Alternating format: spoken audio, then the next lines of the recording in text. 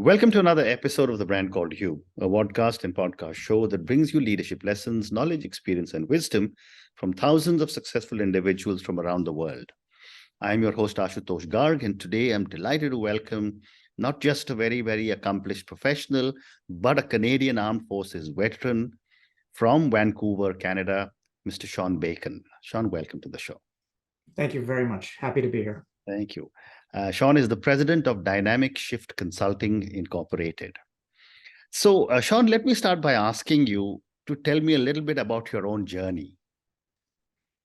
Well, to be honest with you, I almost tripped into what I do for a living. I did 12 years in the Canadian Armed Forces. I sincerely thought that was going to be my entire life, a full career. Yeah. Got out, stayed in the same genre of, I was in law enforcement for another year, and then I went back to school. And during that journey in Canada at that time, people didn't really want to hire a veteran. So it was very hard to get work, and no one knew the value of what I had inside my head. And then I started with athletes, and people saw the value of what I was doing in terms of mental performance with athletes. And then I met my mentor, my business mentor, a gentleman by the name of George Melville. And he ended up introducing me to my next business mentor. Okay. And they said, "Why aren't you doing this on the corporate field?" And I said, "I didn't know." And all of a sudden, through them and through their coaching, their mentorship, their guidance, I started to realize what the atypical education I received from the military was really powerful. We were taught to lead in crisis. We're taught to solve problems. We're taught to be innovators. So we ended up creating a business that specialized in adversity, psychological resiliency, mental toughness, leadership in crisis. And 10 years later, here we are, and we're loving what we do. Amazing. So let's talk about the Dynamic Shift Consulting. Tell me a little bit about what you do here. Well, we specialize in leadership development, but we actually really subspecialize in that resiliency side. It's interesting. A lot of people become leaders because they're really good at what they do. They're good producers, or they have a really great education, but no real practical education in actually leading people. And there is no better litmus test for a leader than a true crisis. It's the window to your character as a leader. Correct. It's your ceiling. It's your threshold. So a lot of people didn't, until COVID, at least in this side of the world, didn't have a crisis to lead through. Yet in other parts of the world, crises are a common occurrence. So we actually specialize in the resiliency side, giving people the tools, the mental tools to communicate differently. We teach people how to listen differently, how to leverage disruption and crisis to our advantage, and actually how to galvanize people to a common mission. And it's interesting to watch people grow through this process, and you watch the smile happen on their face. At first, they're very unhappy and they're kind of grumpy about it. And then all of a sudden you see them smile and they're comfortable in being uncomfortable. Fascinating. And, given the fact you just spoke about how the armed forces taught you a little bit about leadership in crisis, I want to just expand on that, and I want to ask you, how has your background as a Canadian Armed Forces veteran taught you what to bring corporate leaders? Well, leadership is leadership. Matter of fact, the number one reason for conflict in the world is a breakdown or an absence of communication. Correct. And it's also interesting that in my time with the Canadian Forces, how much we will work twice as hard to communicate with someone that doesn't speak our language. Yet we won't communicate effectively with someone we're leading that does speak our language. Correct. So what the military gave me was time on target, practical, constant learning. There's, matter of fact, one of the things we're taught is that leadership is not a destination, it's a journey. And that there is no there's no expert in leadership. You have this constant learning. And the more you expose yourself to tough scenarios or very critical decision making, how you shift gears from autocratic leadership to democratic to free reign, and also how to get to know your people, promote their welfare, use their specialties. We exercise that muscle constantly. So when you put it in a corporate framework and you watch them go, well, I never thought of it that way. Okay, why not? Because if you can go to any bookstore and look up and go into the business section, look up leadership, you'll find 3 or 4 books written by generals. Okay. Or Sun Tzu's Art of War, Miyamoto Musashi's Book of 5 Rings.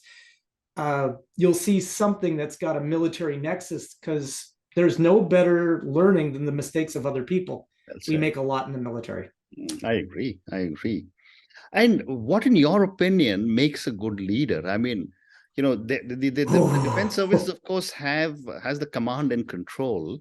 Yes. Which does not necessarily hold in the corporate world. It's interesting that you say that. I think command and control is very misunderstood. Okay.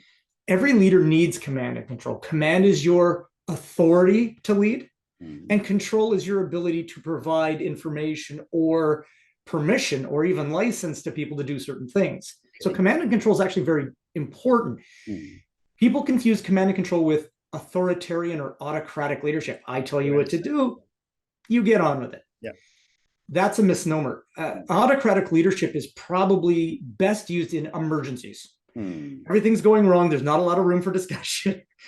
I need this to happen. Get back to me as soon as you can. Like, for instance, right now, Syria, Turkey, earthquakes, massive casualties. You're going to see a lot of autocratic leadership in the beginning, with a shift into democratic leadership, participative leadership, getting ideas coming to the table of how to manage it. Yeah. So when you think about a military aspect, there's a lot of biases, prejudices or ideas, mainly through movies.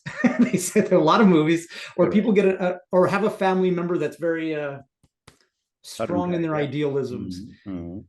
So when you're dealing with corporate, it's showing them a great leader doesn't have a leadership style. They can shift gears effortlessly through the leadership styles as the situation dictates. Now, the question, what makes a great leader?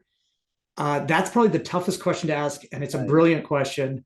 And the only way I can answer it is a great leader is a person of great character that knows their people, promotes their welfare, listens effectively, and then understands the vision and the mission, communicates it so that everyone can make decisions on their ground that's in alignment with my vision.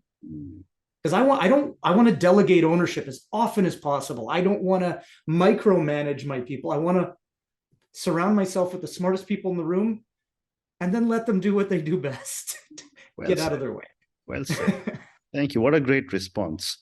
And my next question, I'm sure you've asked this you've been asked this many times. Are leaders born, or can they be trained? I love this question. I do get asked this a lot. I actually don't believe leaders are born.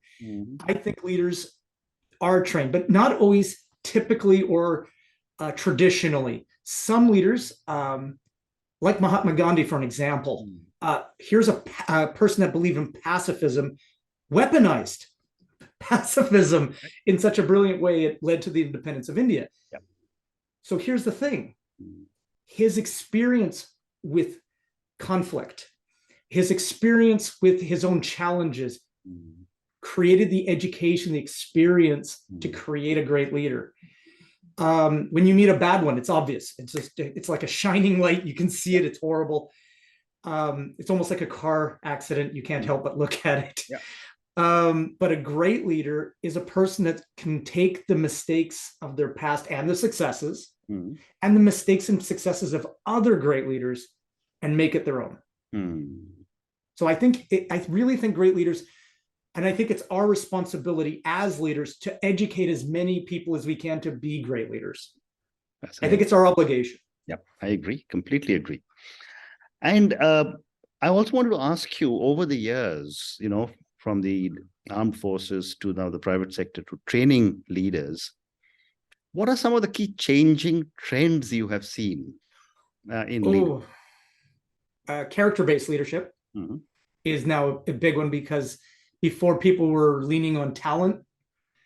They're looking for the big shiny certificate on the wall, and now people are realizing great talent doesn't always mean great character. And when things go bad, great character shows up. They make good and sound and timely decisions. They make moral and ethically good decisions. So I'm seeing that shift from talent-based to really character-based leadership. I'm also looking at leaders that have the dichotomy between how to push people and how to care for people simultaneously.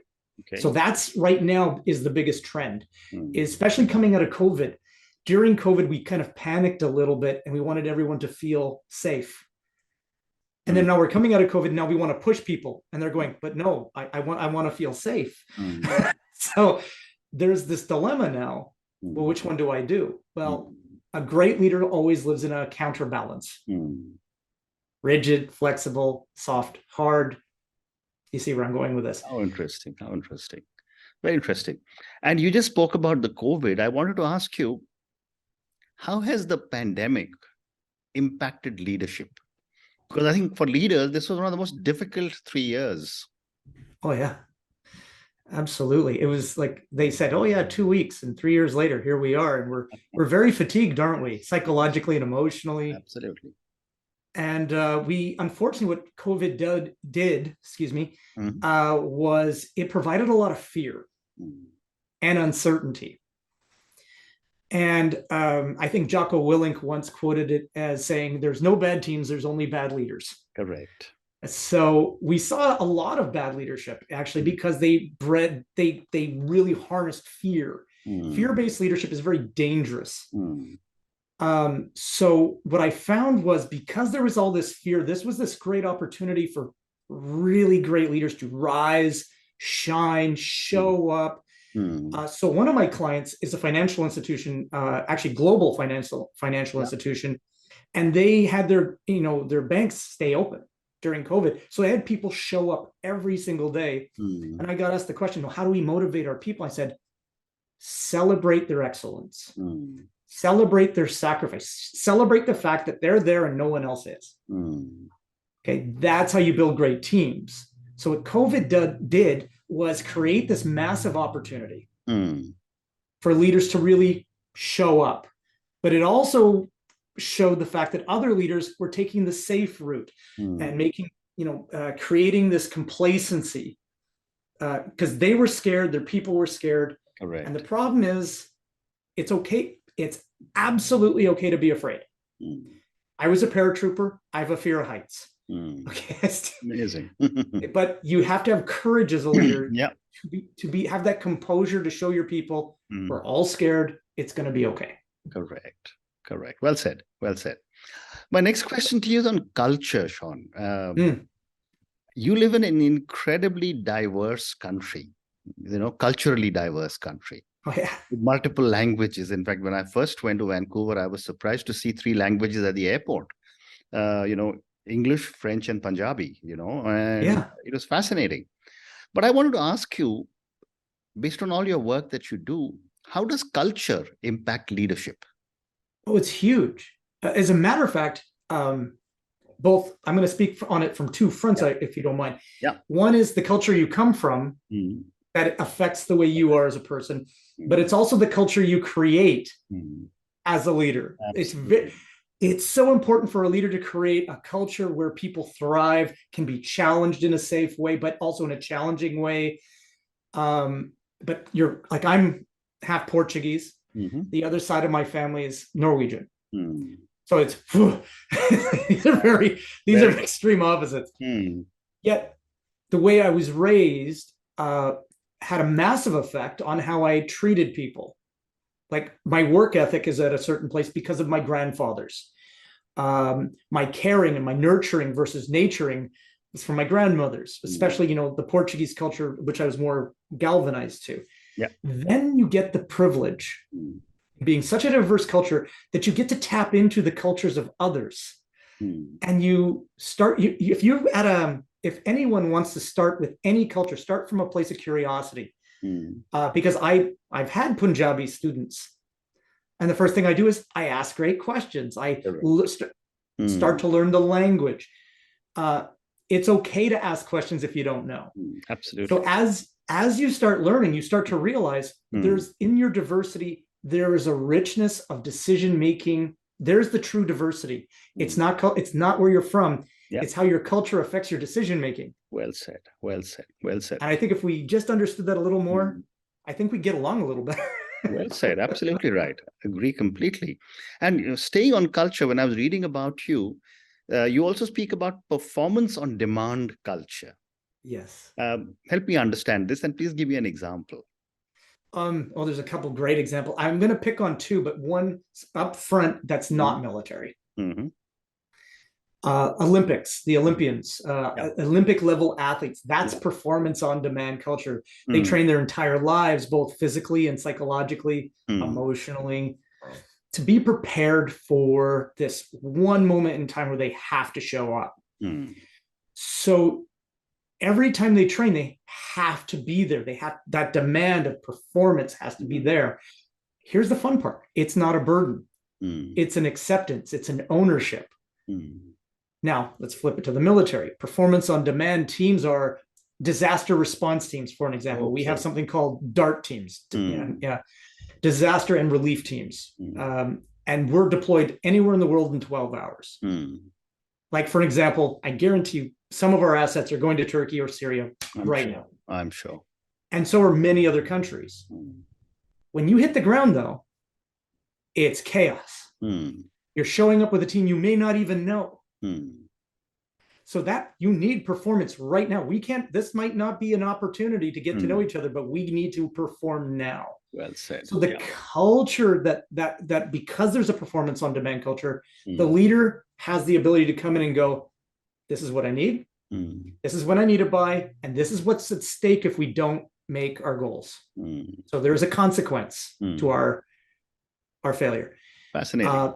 So that's performance on demand. So one more related question, Sean. Sure. When you talk of performance on demand culture and teams which could be very diverse, what unifies it? Is it the flag? Or is it the objective? Or is it just the task? It's a belief system. Now, sometimes the flag is a part of the belief system. Sometimes the mission is the objective, like the end state. A mission is a successful end state. Correct. So here's a good example. I was working with the women's 8 rowing team that went to Tokyo, won the gold. It was a real privilege. But one of them got injured and it affected the entire team. And I came in, you could just read the body language. They were not in a good place. And I said, so what do you want? And of course the answer is, well, we want a gold medal. Of course you do. What do you need? And I said, you have 3 minutes. I'm going to walk out. When I come back, I need one answer as a team. Now, it's a dirty trick because typically when I do this, no one has an answer in 3 minutes. It's a very difficult thing. They did it. And I came back and said, what do you want to do? What do you need? And they said, as a unified front, we need to break the world record. Now, they did not break the world record, but they did get the gold because their needs were surpassed. Correct. Right. That's what performance on demand can do sometimes, is it can put you in this beautiful place to remove you out of the equation as a selfish individual. And I'm not saying that as a negative thing. That's just who we are. A survival mindset to a growth mindset, where that's where the collaboration is. That's where the success is. The excellence is in that place. Amazing. And you have to be uncomfortable. You have to be open to change. Amazing. So that's what I live for. Yeah, that's a great response. Thank you. My next question, Sean, is on technology. The whole world is changing. There's Chat GPT and there is artificial intelligence, et cetera, et cetera. How is technology changing the leadership paradigm? Okay. It's changing things on two fronts. One, it's making us a little lazy in the sense of it's taking away our ability to be imaginative or to tap into the imagination of other people. When especially like an AI, when it says, write me an essay on whatever. And it does. And it does it really well, actually. Yeah. So it can make us a little lazy. On the other hand, it can accelerate us. Mm. I am now like this podcast, for an example. I over COVID, technology allowed my company to go global. Whereas without COVID and without technology, I would have been relegated to Canada.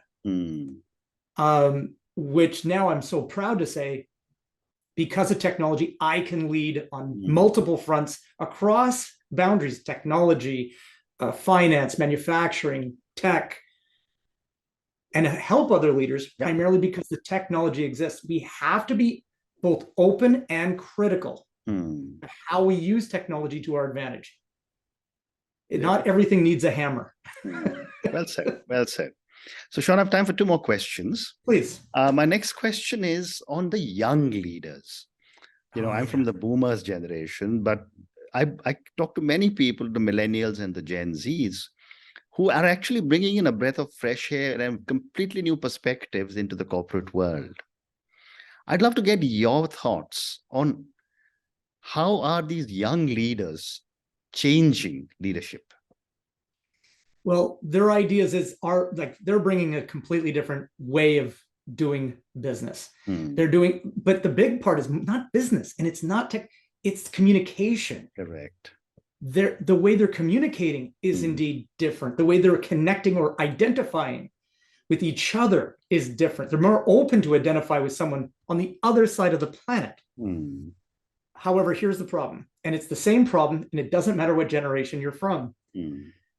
There has to be this passing of this torch that we're simply not doing right now. We failed. Okay, as leaders, not to pass on the torch to these young ones. Correct. And I think this generation, especially Y and Z, they have the imagination and they have this desire to be a part of things. They want to be a part of cultures. They don't shop for jobs, they shop for cultures. Wow. And we have this great opportunity to pass the torch and teach them the basics of great leadership development, and then see what they do with it. Like, leave them alone and watch how it develops. And then come in as a mentor and say, what would you do? Ask them great questions. That's what this generation does really well. Ask them great questions. They'll come up with some interesting answers. Correct. Correct. Well said. And my last question to you, Sean, and this is for the many, many people who will listen to our conversation. Based on your amazing understanding of leadership, and you've lived through it in the armed forces and now you're training, what would you say are 3 lessons you would want our viewers and listeners to take away? When you communicate, think about listening first, not speaking. Be mindful of how you feel and be mindful of how others feel. And have simplicity and succinctness in your mission. Don't complicate things where it doesn't belong. Very much. Very interesting. And on that note, and your 3 amazing lessons: listen first, understand the feelings of others, and the third was keep it simple. And these 3 lessons are so powerful, and I'm sure a lot of our listeners are going to really take these 3 very crisp lessons and understand what you mean. Thank you so much, Sean, for speaking to me about your own journey, about dynamic shift consulting. I loved my detailed conversation with you on leadership. I've learned some amazing new things. I also learned something new on performance on demand culture. And thank you for sharing such incredible examples, especially of the coaching that you did for the Olympic team that won gold at Japan. Thank you for speaking to me, and good luck to you. Thank you, sir. Thank you. Thank you for listening to the Brand Called You videocast and podcast, a platform that brings you knowledge, experience, and wisdom of hundreds of successful individuals from around the world. Do visit our website, www.tbcy.in, to watch and listen to the stories of many more individuals. You can also follow us on YouTube, Facebook, Instagram, and Twitter. Just search for the Brand Called You.